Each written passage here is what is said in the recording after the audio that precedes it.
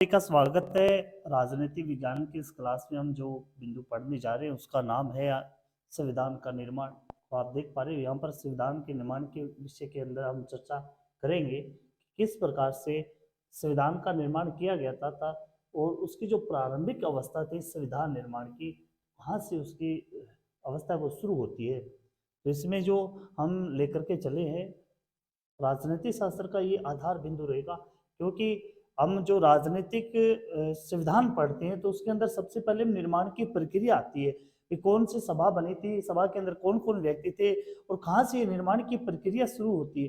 देखिए दोस्तों, ब्रिटिश शासन के बाद में जब देश आज़ादी की ओर अग्रसर था तो वहाँ पर एक आवश्यकता पड़ी थी कि भारत का खुद का संविधान होना चाहिए। तो उस संविधान के लिए बहुत सारे ऐसे महान हस्ती थे जिन्होंने अपना एक संगठन बनाया था और संगठन के माध्यम से वो एक संविधान बनाने में सक्षम रहे थे। तो उसी के बारे में बात करेंगे। तो ये देखिए, सभी ऑल इंडिया एग्जाम के लिए बड़ी महत्वपूर्ण चीज है ये संविधान का निर्माण। तो अपना शुरुआत करते हैं कि सबसे पहले अगर हम बात कर ले तो एक वामपंथी आंदोलन के प्रखर नेता थे। वामपंथी आंदोलन, वामपंथी एक नेता थे जिनका नाम आता है M.N. राय। M.N. राय, M.N. रॉय ने सबसे पहले ये संकल्पना रखी थी, ये विचार रखा था। कब? 1934 में। 1934 में ये विचार रखा था कि एक संविधान सभा का गठन होना चाहिए। संविधान सभा का गठन होना चाहिए। संविधान सभा का गठन होना चाहिए। तो ये सबसे पहले विचार प्रस्तुत किया था M.N. रॉय ने, जो एक वामपंथी नेता थे 1934 में। अब दूसरी बात कर लिए हम 1935 में भारतीय राष्ट्रीय कांग्रेस ने, भारतीय राष्ट्रीय कांग्रेस ने पहली बार आधिकारिक रूप से, देखिए बड़ी इंपॉर्टेंट चीज है, M.N. रॉय ने तो अपना विचार रखा था 1934 में, लेकिन 1935 में जो कांग्रेस ने पहली बार आधिकारिक रूप में, प्रशासनिक रूप में या आधिकारिक रूप में संविधान सभा के गठन की मांग कर दी थी। ठीक है ना, संविधान सभा की गठन की मांग कर दी। ये जो प्रश्न आ जाता है कि सबसे पहले आधिकारिक रूप में संविधान सभा की गठन की मांग करने का विचार किसने रखा था? तो कांग्रेस ने रखा था। और सबसे पहले ये विचार किसके दिमाग में आया था? M.N. राय के दिमाग में आया था। अब देखिए 1938 के अंदर, 1935 के बाद में 1938 में बात करें तो कांग्रेस से थे पंडित जवाहरलाल नेहरू। पंडित जवाहरलाल नेहरू, नेहरू जी ने ये घोषणा कर दी थी कि संविधान का निर्माण, इस संविधान का निर्माण किस प्रकार से होगा? संविधान का निर्माण है ये एक वयस्क मताधिकार पे होना चाहिए। संविधान का निर्माण किस प्रकार होना चाहिए? ये वयस्क मताधिकार के आधार पर होना चाहिए। तो ये सबसे पहले आवाज किसने उठाई थी? ये जवाहरलाल नेहरू ने उठाई थी, जो कांग्रेस से उनका संबंध था। उन्होंने क्या बताया कि संविधान का निर्माण किया जाना चाहिए, लेकिन वो किस आधार पर? वयस्क मताधिकार के आधार पर होना चाहिए और इसमें कोई भारी हस्तक्षेप नहीं होना चाहिए, कोई भारी शक्ति या भारी लोग है वो इसके अंदर नहीं होने चाहिए। अब होता क्या है, देखो नेहरू जी ने जो ये मांग उठाई थी वो अंग्रेजों यानी ब्रिटिश सरकार ने मान ली थी। ब्रिटिश सरकार ने यह मांग मान ली थी, लेकिन काफी देर के बाद ब्रिटिश सरकार ने यह मांग मान ली, जो मांग जवाहरलाल नेहरू ने उठाई थी, और इसे नाम दिया गया था 1940 में। इस मांग को नाम दिया गया था भाई अगस्त प्रस्ताव। अगस्त प्रस्ताव इस मांग को नाम दिया गया था। ये बड़ी इंपॉर्टेंट चीज है कि 1940 में जो अगस्त प्रस्ताव रखा गया था वो किसकी मांग थी? वो नेहरू जी की मांग थी। अब होता क्या, 1942 के अंदर, 1942 के अंदर ब्रिटिश सरकार की ओर से, ब्रिटिश सरकार से एक अधिकारी आते हैं जिनका नाम है, कैबिनेट मंत्री थे ये, जिनका नाम है स्टेफोर्ड, जिनका नाम आता है स्टेफोर्ड क्रिप्स। स्टेफोर्ड क्रिप्स आए थे और उन्होंने भारत में आगमन करने के बाद ही तो वो अपने साथ क्या लेकर आए थे? ब्रिटिश सरकार का एक प्रारूप प्रस्ताव, एक प्रारूप यानी प्रस्ताव लेकर के आए थे। प्रारूप प्रस्ताव लेकर के भारत में आए थे। ठीक है ना।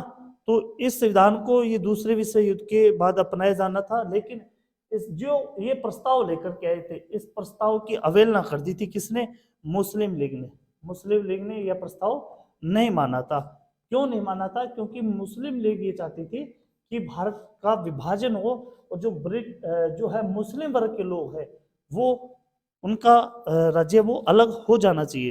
तो उन्होंने एक मांग मान ली थी कि दो उन्होंने मुस्लिम लीग ने अपनी दो मांगे मानी थी। दो मांग उन्होंने माने थे। किसने? मुस्लिम लीग ने। क्या मांग थी भाई? ये मांग थी कि भारत के दो हिस्से होने चाहिए। यानी भारत के कितने हिस्से? दो हिस्से होने चाहिए। पहले तो बात ये, दो हिस्से होने चाहिए।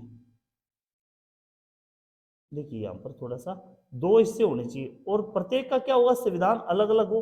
प्रत्येक का संविधान भी क्या होना चाहिए? अलग अलग होना चाहिए।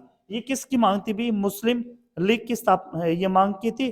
तो ये जो मांग रखी गई तो ब्रिटिश सरकार के द्वारा एक कैबिनेट मिशन है वो भारत में भेजा गया था। तो ब्रिटिश सरकार ने क्या किया?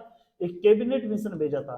एक कैबिनेट मिशन भारत के अंदर भेजा था मुस्लिम लीग की इस मांग के कारण। कैबिनेट मिशन आया था भारत के अंदर, तो उसने ये दो संविधान मिशन, ये जो बात की गई थी मुस्लिम लीग के द्वारा कि भारत के दो स्वायत्त टुकड़े होने चाहिए, उनके अलग अलग संविधान होने चाहिए, लेकिन कैबिनेट मिशन ने इस मांग को क्या कर दिया? ठुकरा दिया था, मांग मानने से इनकार कर दिया था, जिससे क्या हो गया? मुस्लिम लीग है वो असंतुष्ट हो गया था। अब क्या होता है? मुस्लिम संविधान सभा का गठन होता है। देखिए इस चीज में संविधान सभा का गठन बड़ा इंपॉर्टेंट प्रश्न है। संविधान सभा का गठन किस प्रकार से संविधान सभा का गठन होता है? देखिए प्रारंभिक रूप के अंदर इसमें जो 1946 के अंदर कैबिनेट मिशन के द्वारा जो ये कैबिनेट मिशन आया था उसने संविधान सभा का गठन करवाने में बड़ा अपना अहम योगदान दिया था 1940 में। कब? 1940 में इसका गठन हुआ था। इसका गठन हुआ था और इसमें क्या रखा गया? क्या प्रस्ताव रखे गए? इसमें बताया गया कि संविधान सभा के अंदर कुल सदस्य कितने होंगे? संविधान सभा में कुल जो सदस्य होंगे, कुल सदस्य होंगे तो उनकी संख्या कितनी होगी? 389 होगी। उनकी संख्या कितनी होगी? 389 होगी। इनमें से ही 296 तो होंगे जिस पर ब्रिटिश सरकार, ब्रिटिश भारत यानी जहां पर जिस क्षेत्र में या जिस भारत पर ब्रिटिश का अधिकार था, तो 296 तो वो सीटें उसकी होगी और बाकी की जो 93 सीटें हैं वो होगी देसी रियासतों की। देसी रियासतों की सीटें होंगी। याद रखिए इस चीज को कि जो संविधान सभा में जो गठन किया गया था 1940 में, तो उसमें बताया गया कि 389 इसके अंदर सदस्य होंगे जिसमें से 296 होंगे वो ब्रिटिश भारत के सदस्य होंगे और 93 सदस्य वो किसके होंगे? देसी रियासतों के होंगे। अब देखो इसमें क्या हुआ कि 296 सीटों में से जो ब्रिटिश भारत की सीटें थी, 296 सीटें ब्रिटिश भारत की सीटें, 296 सीटें थी। इसमें देखिए आप, इसमें से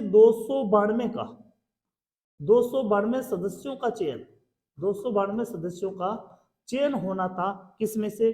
11 तो थी गवर्नर प्रांत, 11 तो थी गवर्नरों की प्रांतों से, ठीक है ना? 11 तो गवर्नर प्रांतों से और 4 थी इसके अंदर अन्य। 4 का चयन होना था वो किससे होना था? मुख्य आयुक्त की प्रांतों से। मुख्य आयुक्त की प्रांतों से इनका चयन होना था, कि प्रांतों से इनका चयन होना था, ठीक है ना?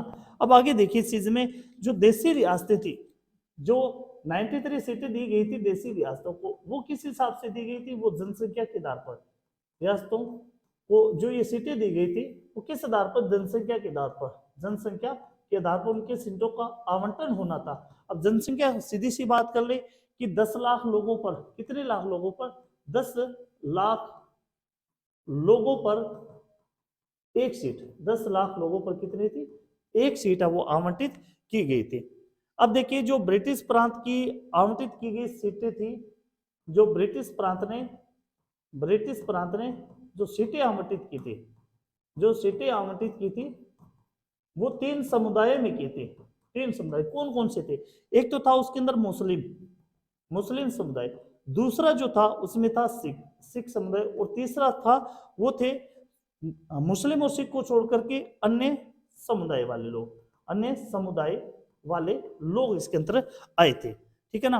अब देखिए इसमें, अब जो हम बात कर लें कि जो संविधान सभा के लिए चुनाव हुए थे, संविधान संविधान सभा के लिए जो चुनाव हुए थे, कब हुए थे भाई?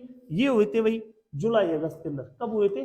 जुलाई अगस्त में, जुलाई अगस्त 1946 के अंदर, जुलाई अगस्त 1946 में ये चुनाव हुए थे। तो इसमें देखिए 296 जो सीटें थी, कितनी टोटल ब्रिटिश भारत की 296 जो सीटें थी, उसमें से 208 सीटें तो आई थी किसकी? कांग्रेस के। किसकी आई थी? कांग्रेस के। और इसके अलावा 73 जो सीटें थी वो थी मुस्लिम लीग की। किसकी थी? मुस्लिम लीग की सीटें थी। अब इसके अलावा जो हम बात कर लें कि छोटे मोटे समुदायों को मिलाकर के 15 सीटें मिली थी। छोटे समूह या स्वतंत्र सदस्य, या फिर स्वतंत्र सदस्यों की जो संख्या थी वो थी 15 सदस्यों की संख्या थी, उसकी कितनी सीटें थी? 15। एक बड़ी इंपॉर्टेंट चीज इसमें से निकल करके आई थी, जो 93 सीटें थी देशी रियासतों की। किसकी? देशी रियासतों की जो सीटें थी, तो वो पूर्ण रूप से भर नहीं पाई। ये क्या? पूर्ण रूप से भर नहीं पाई। कारण क्या था? भर नहीं पाई, इसके पीछे कारण था कि वे खुद को संविधान सभा से अलग रखना चाहते थे। पूर्ण रूप से भर नहीं पाई। क्यों? क्योंकि ये संविधान सभा से खुद को अलग रखना चाहते थे। तो यहां पर देखिए आप, जो संविधान सभा की जो चुनाव हुए थे उसमें सबसे ज्यादा कांग्रेस को जो सीटें मिली थी, ठीक है ना। अब देखिए इसकी जो पहली बैठक होती है संविधान सभा की, एक चीज आप ये भी इंपोर्टेंट रखना है इस चीज को, कि जो ये जो चुनाव हुए थे 296 सीटों पर, इसमें बड़ी बड़ी हस्तियों ने भाग लिया था, लेकिन महात्मा गांधी इसके अंदर शामिल नहीं थे। महात्मा गांधी ने हाँ इसमें भाग नहीं लिया था। ये बड़ी इंपॉर्टेंट चीज है, भाग नहीं लिया, ये आपको याद रखना है बिल्कुल भी। बड़े बड़े जो नेता थे वो इस चुनाव के अंदर शामिल हुए थे, लेकिन महात्मा गांधी इस चुनाव के अंदर शामिल नहीं हुए थे। अब देखिए सबसे पहले जो बैठक होती है संविधान सभा की कार्यप्रणाली, संविधान सभा की कार्यप्रणाली, संविधान सभा की कार्यप्रणाली की अगर हम बात कर लें, तो संविधान सभा की जो पहली बैठक हुई थी, पहली बैठक कब हुई थी? ये सामान्य से आप बता भी सकते हो, 9 दिसंबर को हुई थी। कब हुई थी भाई? 9 दिसंबर 1946 को हुई थी। अब देखिए ये जो बैठक हुई थी इसका बहिष्कार किया था, किसने किया था? इसका बहिष्कार किया था भाई मुस्लिम लीग ने। इसका बहिष्कार किसने किया था? मुस्लिम लीग ने इस बैठक का पूर्ण रूप से बहिष्कार किया था। और उन्होंने एक मांग रखी थी इस बैठक में मांग रखी थी कौन से देश की? पाकिस्तान की। कौन से देश की? पाकिस्तान की मांग रखी थी। तो इस बैठक में जो पहली जो बैठक हुई थी, इसमें लगभग 211 सदस्यों ने भाग लिया था। इसमें कितने सदस्यों ने भाग लिया था? 211 सदस्यों ने इसमें भाग लिया था। ये भी आपको बिल्कुल याद रखना है। देखिए इसमें जो वरिष्ठ सदस्य थे कौन थे भाई? डॉक्टर सच्चिदानंद जो वरिष्ठ सदस्य थे, उन्होंने सच्चिदानंद सिन्हा को इसमें अस्थायी इनको अध्यक्ष चुना गया था। अस्थायी अध्यक्ष चुना गया था। अस्थायी अध्यक्ष है तो कौन बने थे? सच्चिदानंद सिन्हा इसके अस्थायी अध्यक्ष बने थे। और बाद में देखिए, बाद में डॉक्टर राजेंद्र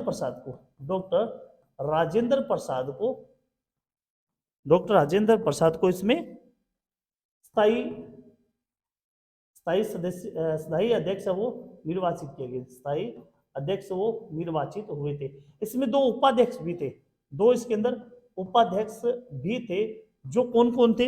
वो थे, एक तो थे मुखर्जी, एच.सी. मुखर्जी एक तो उपाध्यक्ष ये थे, और दूसरे जो थे वो थे कृष्णामाचारी, वीटी कृष्णामाचारी। इनके 2 उपाध्यक्ष है वो बनाए गए थे। ठीक है। अब देखिए आप, उद्देश्य प्रस्ताव रखा गया था किसके द्वारा? उद्देश्य प्रस्ताव रखा गया था, ये किसने रखा था? उद्देश्य प्रस्ताव रखा था जवाहरलाल नेहरू ने। किसने रखा था भाई? जवाहरलाल नेहरू ने एक उद्देश्य प्रस्ताव रखा था। कब? 13 दिसंबर को। जो बाद में बैठक हुई थी उसमें 13 दिसंबर 1940 की बैठक में एक उद्देश्य प्रस्ताव रखा गया था। तो उसमें जो प्रस्ताव रखा गया तो उसमें ये बताया गया था कि जो संविधान सभा भारत को एक स्वतंत्र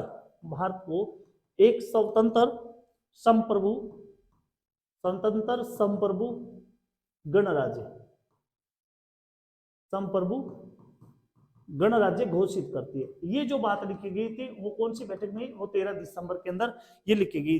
तो इसमें क्या बताया था नेहरू जी ने कि जो भारत के अंदर शामिल होने चाहते हैं, नेहरू जी ने ये बताया था कि जो भारत के अंतर्गत जितने भी क्षेत्र आते हैं, जितने भी राज्य आते हैं, जितने भी रियासतें आती हैं, या जो क्षेत्र इसमें भारत में शामिल होना चाहता है, तो वो क्या होगा, स्वतंत्र रूप से भारत के अंदर शामिल हो सकेगा। ठीक है ना। जो संपूर्ण शक्तियां होगी, संप्रभुता की जो संपूर्ण शक्तियां होगी वो भारत की जनता में होगी। भारत की जनता में संपूर्ण शक्तियां होगी, भारत की जनता में संपूर्ण संप्रभु शक्तियां होगी। यानी इसमें क्या लिखा गया भाई, इसमें यह लिखा गया कि जो लोकतांत्रिक सरकार होगी वो जनता के आधार पर ही बनाई जाएगी। तो इसमें जितने भी अल्पसंख्यक थे, पिछड़े वर्ग थे, या फिर जनजातीय क्षेत्र थे, उन सभी को इसके अंदर वो शामिल कर लिया गया था। अब देखिए ये जो प्रस्ताव रखा गया था, उद्देश्य प्रस्ताव को, इसको 22 जनवरी, कब, 22 जनवरी 1947 को, 22 जनवरी 1947 को सर्वसम्मति से इसको क्या कर लिया गया, स्वीकार कर लिया गया। सर्वसम्मति से इसको स्वीकार, सर्वसम्मति से इसको स्वीकार कर लिया गया, स्वीकार कर लिया गया। ठीक है ना। ये कब रखा गया, 13 दिसंबर 1946 को, और इससे स्वीकृति कब मिली भाई, 22 जनवरी 1947 को इसमें स्वीकृति मिली थी। अब देखिए आगे, इसमें जो स्वतंत्रता अधिनियम थे, स्वतंत्रता अधिनियम परिवर्तन, स्वतंत्रता अधिनियम परिवर्तन, देखिए इस चीज को, ये भी बड़ी इंपॉर्टेंट चीज है। देखिए जो संविधान सभा से जो रियासतें खुद को अलग रख रही थी, रियासतें जो संविधान सभा से खुद को अलग रख रही थी, वो धीरे धीरे क्या करने लगे, संविधान सभा की ओर आने लगे, संविधान सभा के अंदर क्या होने लगे, वो शामिल होने लगे। अब देखिए सबसे पहले क्या हुआ था, 28 अप्रैल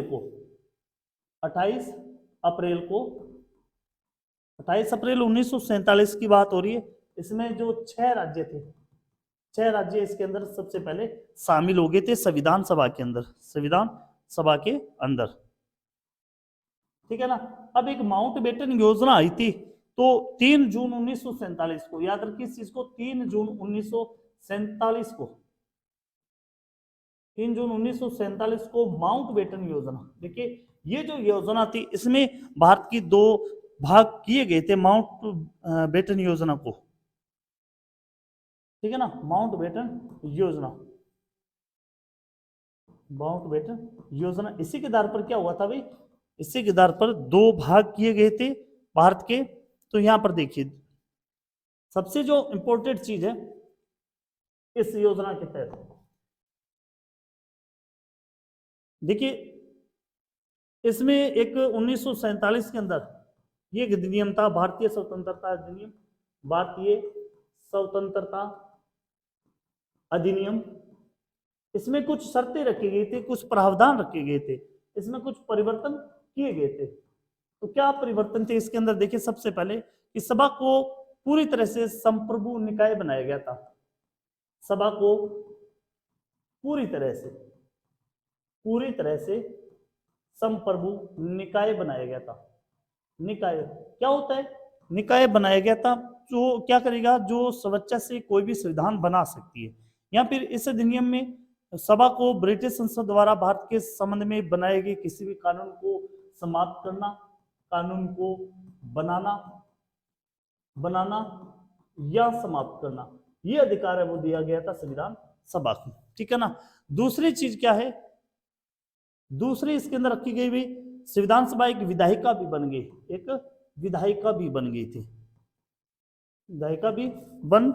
थी। इसके अंदर क्या हुआ था, विधायिका बनने के बाद कि उनको अलग अलग काम सौंपे गए थे, सभी को अलग अलग काम है वो सौंपे गए थे। और ये देश के कानून के लिए, देश के कानून के लिए अलग अलग रूप में काम करने की योजना इसके अंदर बनाई गई थी, अलग अलग काम करने की योजना इसके अंदर बनाई गई थी। ठीक है ना। अब देखिए अगली जो चीज है,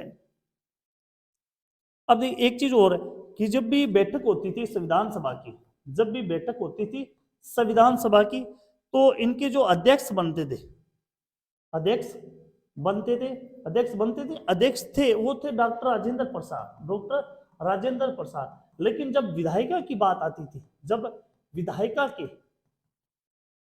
तौर पर इनके जो अध्यक्ष बनते थे वो कौन थे, अध्यक्ष बनाए जाते थे जीवी मावलकर को, जीवी मावलकर को अध्यक्ष बनाया जाता था। ये बड़ी इंपॉर्टेंट चीज है यहाँ पर, जीवी मावलकर को अध्यक्ष बनाया जाता था। अब देखिए तीसरी जो बात आती है, मुस्लिम लीग के सदस्य, मुस्लिम लीग के सदस्य जो किसमें शामिल हो गए थे, मुस्लिम लीग के सदस्य जो किसमें शामिल हो गए भी, पाकिस्तान के अंदर किसमें शामिल हो गए थे, पाकिस्तान, तो वो भारतीय संविधान सभा से अलग हो गए थे।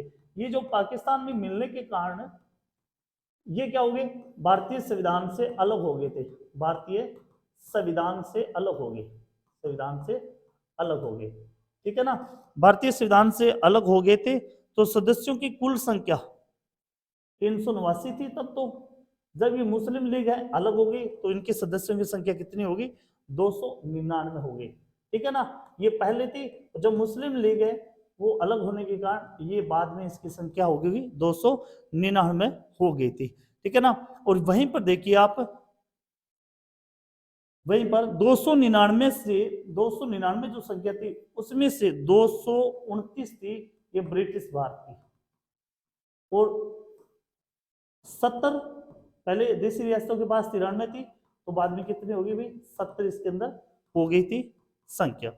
ठीक है ना, अब कुछ बातें और पढ़ लेते हैं। अन्य खरे जो संविधान के निर्माण में थे, तो मई 1949 के अंदर, मई 1949 में राष्ट्रमंडल में भारत की सदस्यता का स्थापन हुआ था, राष्ट्रमंडल में भारत की सदस्यता का, भारत की सदस्यता का स्थापन कब हुआ था, मई 1949 के अंदर।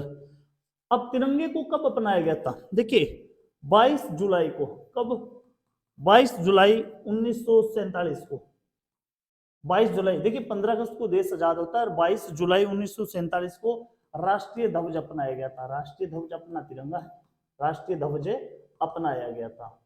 ठीक है ना, कब, 22 जुलाई को।